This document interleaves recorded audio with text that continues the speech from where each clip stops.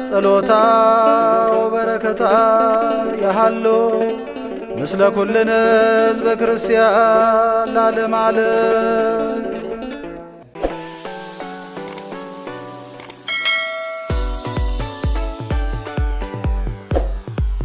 በስመ አብ ወወልድ ወመንፈስ ቅዱስ አሐዱ አምላክ አሜን።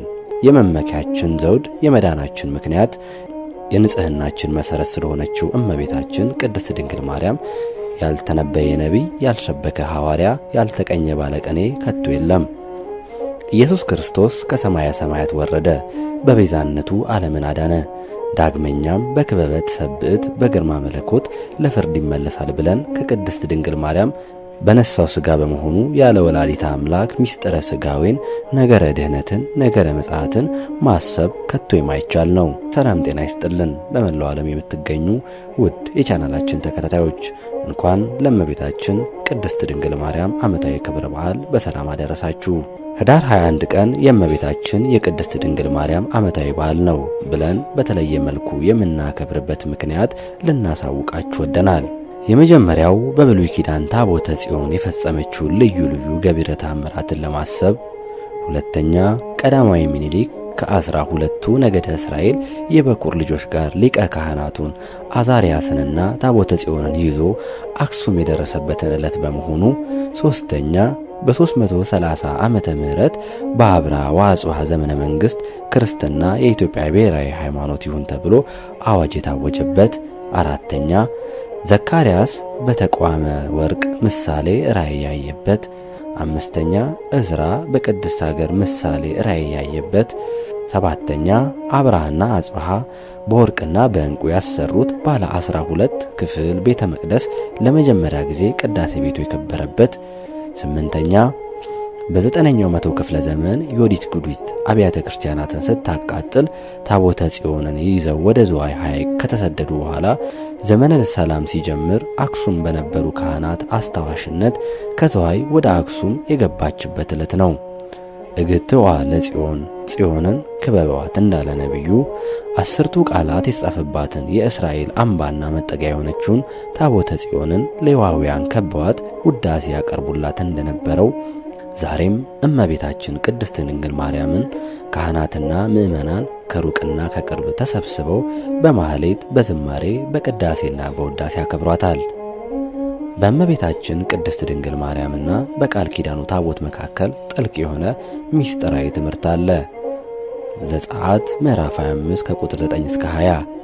ይህች የቃል ኪዳን ታቦት በደብተራ ኦሪት በቅድስተ ቅዱሳን ውስጥ የኖረች፣ የዮርዳኖስን ባህር የከፈለች፣ ትንቢተ ኢሳይያስ ምዕራፍ 3 ከቁጥር 14 እስከ 17 ላይ ያለ፣ ቅጽረ ኢያሪኮን ያፈረሰች፣ መጽሐፈ ኢያሱ ምዕራፍ 6 ከቁጥር 1 እስከ 21፣ ዳጎን የተባለ የፍልስጤማውያን ጣዖት የቆራረጠች፣ አንደኛ ሳሙኤል ምዕራፍ 5 ከ1 እስከ 5፣ በድፍረት ሊነካ የሞከረውን ኦዞንን የቀሰፈች፣ አንደኛ ሳሙኤል ምዕራፍ 6 ከቁጥር 6፣ በአብዴራ ቤት 3 ወር ተቀምጣ ቤቱን በበረከት የመላች፣ ሁለተኛ ሳሙኤል ምዕራፍ 6 ከቁጥር 12፣ ዳዊት የዘመረላት፣ ሁለተኛ ሳሙኤል ምዕራፍ 6 ከቁጥር 14፣ ጠቢቡ ሰለሞን በቤተ መቅደስ በክብር ያኖራት፣ አንደኛ ነገሥት ምዕራፍ 8 ከቁጥር 1 የእግዚአብሔር የክብር መገለጫ ናት።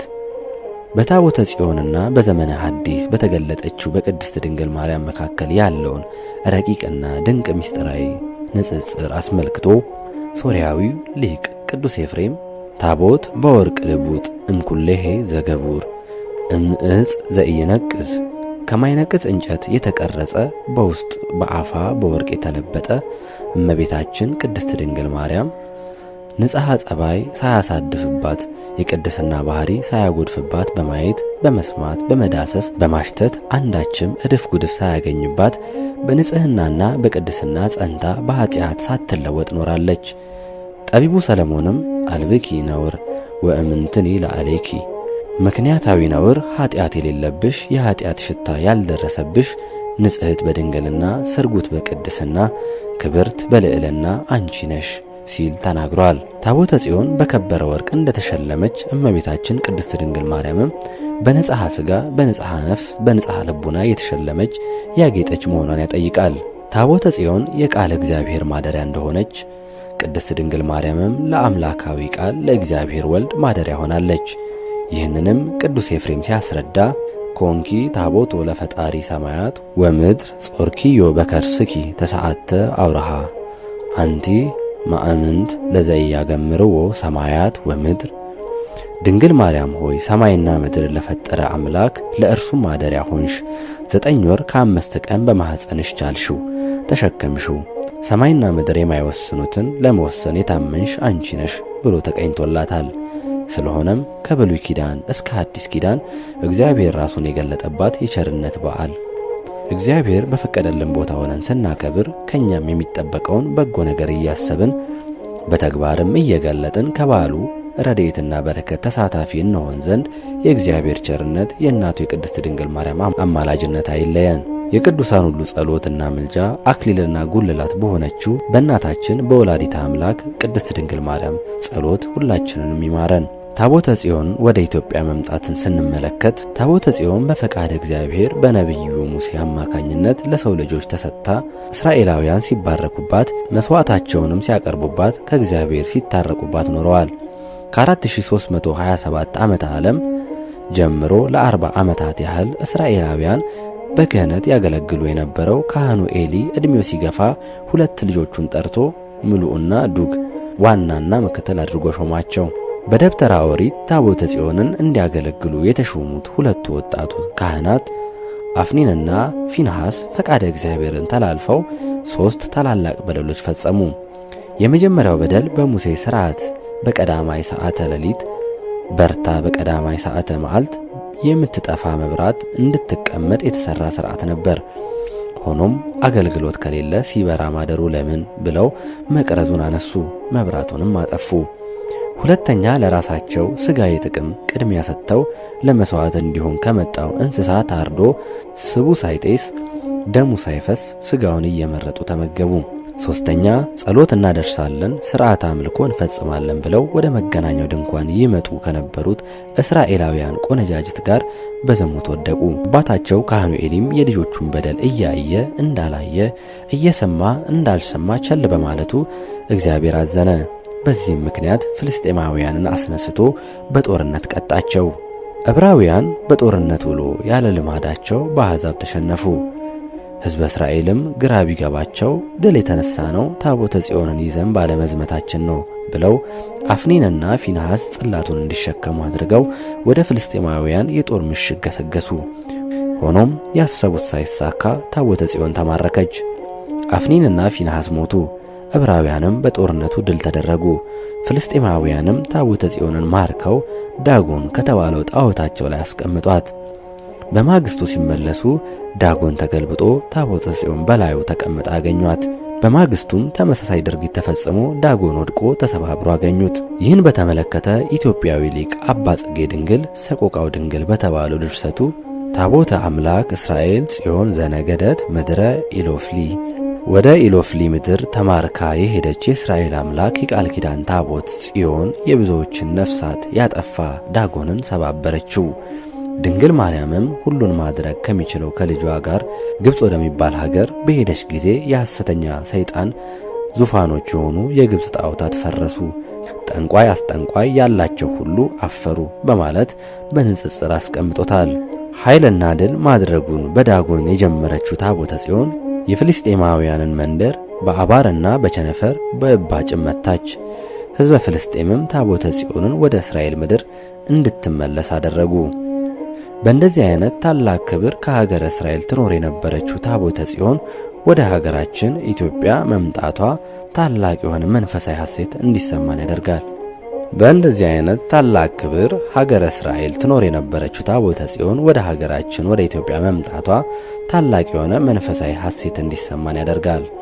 ታቦተ ጽዮን ወደ ኢትዮጵያ መምጣት ከ42 ጊዜ በላይ ስሟ ተደጋግሞ የተጠቀሰው ሀገረ ቅድስት ኢትዮጵያ በእግዚአብሔር የተወደደች ለመሆኗ ነቢያቱ መስክረዋል። ከነቢያቱ አንዱ አሞጽም የእስራኤል ልጆች ሆይ ለእኔ እንደ ኢትዮጵያ ልጆች አይደላችሁምን ብሎ እግዚአብሔር መናገሩን ጽፏል። ከሁሉም ከፍ ባለ መልኩ ነቢዩ ቅዱስ ዳዊት ኢትዮጵያ እጆቿን ወደ እግዚአብሔር ትዘረጋለች ብሎ ሕዝበ ኢትዮጵያ እንደ ሕሊናውና እንደ ልቡ ነው ዘወትር በአምልኮተ እግዚአብሔር በጽሞና በጸሎት በምጽዋትና በትሩፋት ዘርግቶ በሃይማኖት ጸንቶ በምግባር ቀንቶ የሚኖር በመሆኑ ሕዝቡ ሕዝበ እግዚአብሔር ምድሪቱም ሀገረ እግዚአብሔር ተብለዋል። ለታቦተ ጽዮን ወደ ኢትዮጵያ መምጣት ዋናው ምክንያት በእስራኤልና በኢትዮጵያ መካከል የነበረው የሰመረ ግንኙነት ነው።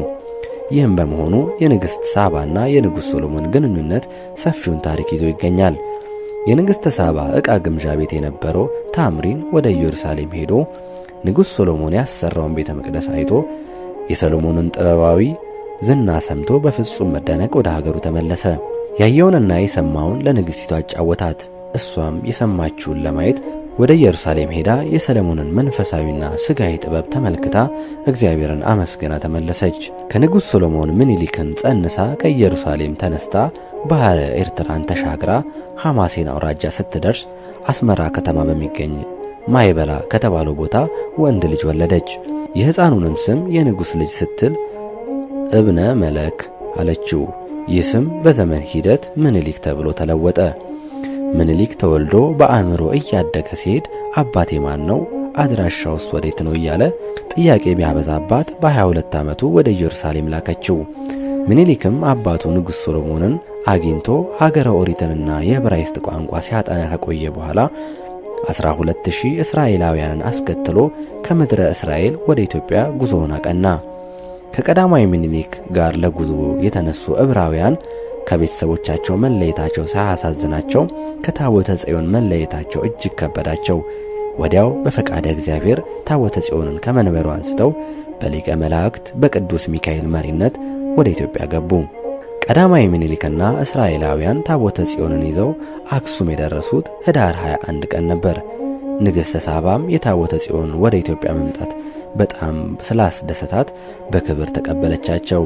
ወአንበርዋ ውስተ ሕጽነ ደብረ ሀገር ማክዳ እንዲል በአክሱም ከተማ መካከል ደብረ ማክዳ ወይም ዛሬ ቤተ ጊዮርጊስ ከሚባለው ደብተራ ኦሪት ሰርተው አስቀምጧት። አሁን ያለው ሕንጻ ቤተ ክርስቲያን በዘመናዊ መልክ የታነጸው የአክሱም ጽዮን ገዳም ቅዳሴ ቤት ጥር 30 ቀን 1957 ዓ.ም ግርማዊ ንጉሠ ነገሥት ቀዳማዊ አፄ ኃይለ ሥላሴ፣ ግርማዊት ንግሥት ኤልሳቤጥ፣ የታላቋ የብሪታንያ ንግሥት እና ልዑል ፊሊፕ በክብር ባለሟሎቻቸው ጋር በተገኙበት ተከብሯል። ኅዳር ጽዮን በአክሱም አክሱም ማርያም ጽዮን በኢትዮጵያ ውስጥ ለሚገኙት አብያተ ክርስቲያናት ሁሉ መሠረታቸው ስትሆን ከተማዋም የኢትዮጵያ ስልጣኔ መነሻ ናት። አክሱም በሕገ ልቡና የጸናች ሕገ ኦሪትን የፈጸመች በሕገ ወንጌል ያመነች ናት። ለዚህም ነው ሕግ ይወፅእ እምጽዮን ከጽዮን ሕግ ይወጣል የሚለው ጥቅስ የሚነገረው። በዓለ ልደትን በላሊበላ ጥምቀትን በጎንደር ኅዳር ጽዮንን በአክሱም ጽዮን ሲያከብሩት ልዩ የሆነ ሥርዓት ስለሚቀርብባቸው ምዕመናን መንፈሳዊ ደስታ ይሰማቸዋል። ወስብሐት ለእግዚአብሔር።